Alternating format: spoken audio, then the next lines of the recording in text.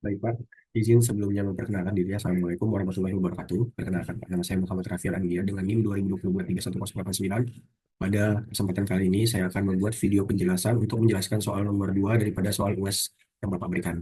Di sini ada soalnya yaitu buatlah simulasi kasus atau permasalahan dengan kasus jawaban UTS yang di dalamnya menjelaskan kembali, yaitu ada entitas atau aktor yang terlibat beserta fungsinya. Yang kedua ada diagram DAD atau DFD, yaitu ada yang selanjutnya ada kamus data, lalu selanjutnya dengan penjelasan simulasi kasus tersebut buatlah diagram UML-nya yaitu berupa diagram use case, class, activity, dan sequence. Lalu setelah itu dari simulasi kasus tersebut buatlah tiga contoh rancangan interface atau antarmuka dari rancangan perangkat lunak yang akan dibangun.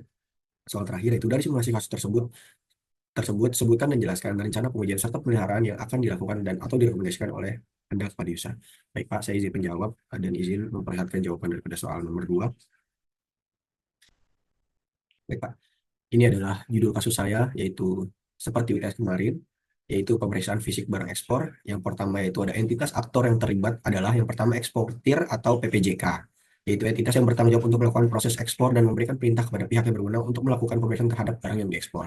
Yang kedua itu yaitu pelaksanaan pemeriksaan, yaitu entitas yang bertugas melakukan pemeriksaan terhadap barang-barang yang diekspor sesuai dengan permintaan yang diajukan oleh eksportirnya. Ya, lalu ada PFPBC, yaitu pejabat fungsional pemeriksa dan pemeriksaan barang yang diperiksa. Itu entitas yang bertanggung jawab untuk memberikan hasil pemeriksaan terhadap barang-barang yang diekspor setelah dilakukan proses pemeriksaan. Lalu selanjutnya data yang mengalir adalah permintaan pemeriksaan atau data mengenai permintaan dari eksportir atau PPJK untuk dilakukan pemeriksaan terhadap barang yang akan diekspor. Lalu kelengkapan permintaan, data menunjukkan apakah permintaan pemeriksaan yang diajukan oleh eksportir atau PPJK sudah lengkap dengan dokumen-dokumen yang diperlukan atau belum. Hasil pemeriksaan, data yang menggambarkan hasil dari proses pemeriksaan yang dilakukan oleh pelaksana pemeriksaan terhadap barang yang diekspor. Lalu ada SOP merah, data yang merujuk pada standar operasional prosedur atau SOP yang harus diikuti dalam melakukan pemeriksaan barang yang diekspor. Lalu selanjutnya pengolahan data dilakukan melalui penggunaan diagram alur yang membantu menggambarkan alur proses dari permintaan pemeriksaan hingga pengeluaran hasil pemeriksaan. Keterkaitan antara entitas atau aktor adalah di sini eksportir atau PPJK meminta pemeriksaan kepada pelaksana pemeriksaan yang kemudian memproses permintaan tersebut. Setelah proses pemeriksaan selesai, memberikan hasil pemeriksaan oleh eksportir atau PPJK yang selanjutnya akan digunakan sebagai dasar untuk pengeluaran barang yang diekspor. Yang kedua, di sini ada diagram DFD Pak yang kemarin. Lalu di sini diminta juga kamus data. Di sini sudah saya tampilkan juga kamus datanya dari studi kasus saya, yaitu pemeriksaan barang fisik ekspor, pemeriksaan fisik barang ekspor. Lalu soal selanjutnya dengan penjelasan simulasi kasus tersebut buatlah diagram UML. Yang pertama di use case, ini adalah tampilan daripada diagram use case saya. Lalu penjelasannya yaitu yang pertama ada aktornya yaitu eksportir atau PPJK, yang kedua ada PBC, yang ketiga ada pelaksanaan pemeriksaan. Lalu di sini penjelasannya itu mengajukan yang pertama itu alurnya mengajukan permintaan pemeriksaan, yang kedua itu memeriksa kelengkapan dokumennya, yang ketiga melakukan pemeriksaan pada barang, lalu yang keempat memberikan hasil pemeriksaannya. Lalu di sini ada relasi dari diagram use case tersebut, yaitu relasi input antara mengajukan permintaan pemeriksaan dan memeriksa kelengkapan dokumen, menandakan bahwa aktivitas memeriksa kelengkapan dokumen merupakan bagian yang wajib dari proses pengajuan permintaan. Lalu yang kedua ada relasi extend antara melakukan pemeriksaan barang dan memberikan hasil pemeriksaan, menandakan bahwa hasil pemeriksaan adalah ekstensi atau hasil akhir dari proses pemeriksaan barang. Alur prosesnya yang pertama eksportir atau PJK mengajukan permintaan pemeriksaan melalui sistem. Yang kedua, kelengkapan dokumen diperiksa untuk memastikan semua dokumen administrasi terpenuhi. Lalu PFPBC melakukan pemeriksaan fisik terhadap barang sesuai prosedur. Setelah itu, pemeriksaan selesai, hasilnya diberikan kepada eksportir atau PPJK untuk ditindaklanjuti. Yang kedua, ada diagram kelas saya di sini, Pak. Penjelasannya yaitu mengenai diagram kelas saya itu yang pertama ada eksportir PPJK, yaitu entitas yang bertanggung jawab mengajukan permintaan pemeriksaan barang ekspor. Atributnya itu terdiri dari ID eksportir, nama eksportir, alamat. Metodenya itu ajukan permintaan pemeriksaan. Yang kedua ada permintaan pemeriksaan berfungsi untuk mencatat permintaan pemeriksaan barang. Atributnya itu terdiri dari ID permintaan, tanggal permintaan, statusnya, dokumen lengkap. Metodenya periksa kelengkapan dokumen. Yang ketiga itu ada pelaksanaan pemeriksaan, melakukan proses pemeriksaan barang. Atributnya itu terdiri dari ID pelaksana, nama pelaksana, jabatan. Metodenya itu lakukan pemeriksaan dan menghasilkan hasil pemeriksaan. Nah, hasil pemeriksaan ini menyimpan hasil dari pemeriksaan barang.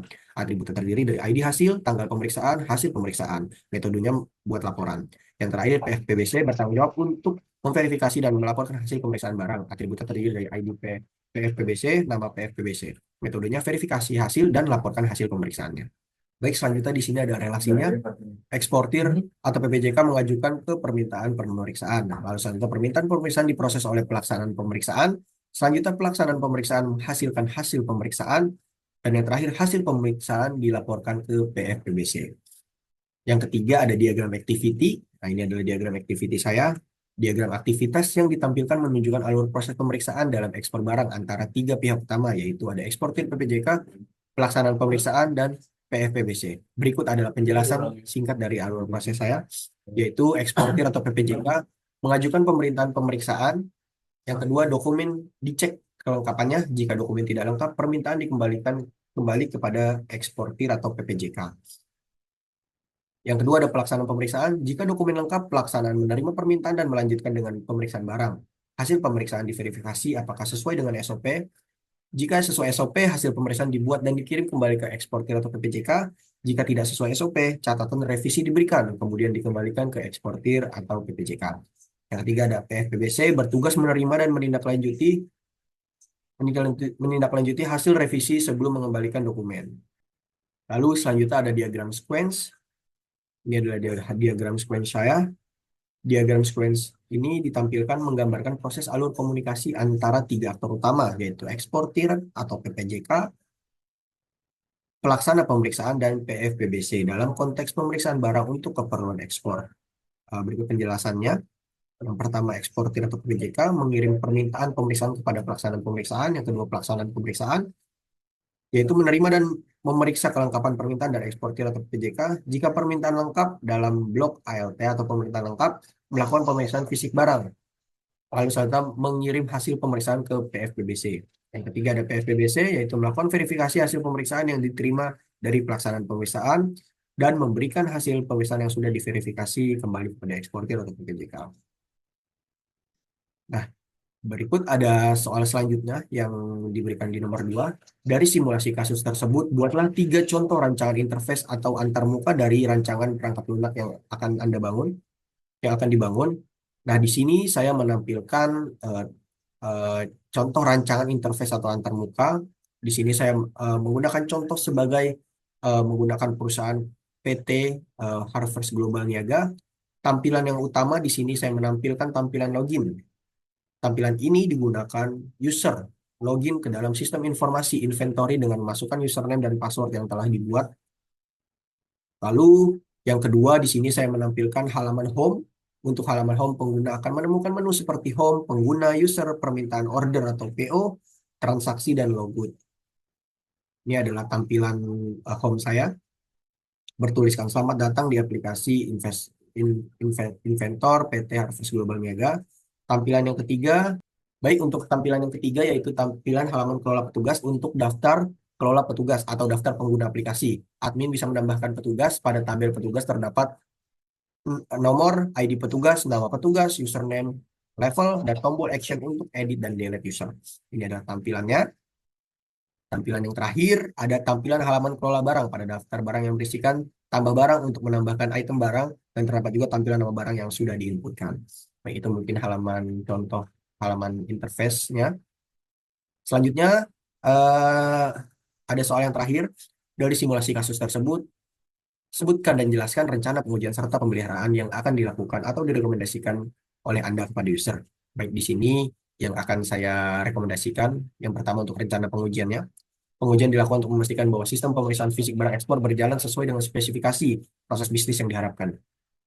Tahapan pengujian yang saya rekomendasikan yaitu pengujian fungsional, tujuannya memastikan setiap fungsi dalam sistem bekerja dengan sesuai dengan alur prosesnya. Yang kedua ada lingkup pengujian, yaitu penerima permintaan pemeriksaan dari eksportir atau PPJK, validasi kelengkapan dokumen permintaan pemeriksaan, proses pemeriksaan barang oleh pelaksana pemeriksaan, yaitu yang lalu ada dokumentasi hasil pemeriksaan oleh PFPBC, metodenya uji manual atau otomatis untuk setiap modul sistemnya. Pengujian alur proses, yaitu tujuannya memastikan bahwa data mengalir dengan benar antar entitas atau aktor. Lingkup pengujiannya alur data dari eksportir atau PPJK ke pelaksana pemeriksaan, penyampaian hasil pemeriksaan ke eksportir atau PPJK. Metodenya yaitu simulasi alur data dengan berbagai skenario seperti data lengkap dan data tidak lengkap. Yang ketiga ada pengujian ketahanan sistem, tujuan memastikan sistem dapat menangani volume permintaan pemeriksaan yang tinggi. Lingkup pengujiannya yaitu pengujian beban atau load testing untuk permintaan simultan, lalu uji stres untuk kondisi ekstrim. Metodenya menggunakan alat seperti Gmeter untuk simulasi beban. Lalu ada pengujian keamanan, tujuannya menjamin kerahasiaan dan keamanan data ekspor, lingkup pengujian enkripsi data yang dikirim antar entitas, perlindungan terhadap akses tidak sah. Metodenya uji penetrasi untuk mendeteksi potensi kerentanan. Lalu yang terakhir ada pengujian kepatuhan terhadap SOP merah. Tujuannya untuk memastikan proses pemeriksaan sesuai dengan standar operasional prosedur. Lingkup pengujiannya pemeriksaan apakah sistem otomatis memverifikasi langkah sesuai SOP merah. Metodenya bandingkan skenario nyata dengan prosedur dalam SOP. Yang kedua ada rencanaan pemeliharaan. Pemeliharaan sistem dilakukan untuk memastikan keberlangsungan operasional dan penyesuaian terhadap perubahan regulasi atau kebutuhan bisnis. Berikut rekomendasi dari pemeliharaan yaitu pemeliharaan korektif, tujuannya mengatasi permasalahan atau bug yang muncul dalam sistemnya. Tindakannya membentuk tim respon cepat untuk menangani laporan bug, menerapkan pembenahan sistem secara berkala untuk mengatasi masalah yang dilaporkan. Pemeliharaan adaptif, tujuannya menyesuaikan sistem dengan perubahan regulasi atau SOP baru. Tindakannya mengintegrasikan aturan terbaru dalam SOP merah, dan memperbarui modul terkait sesuai dengan regulasi baru.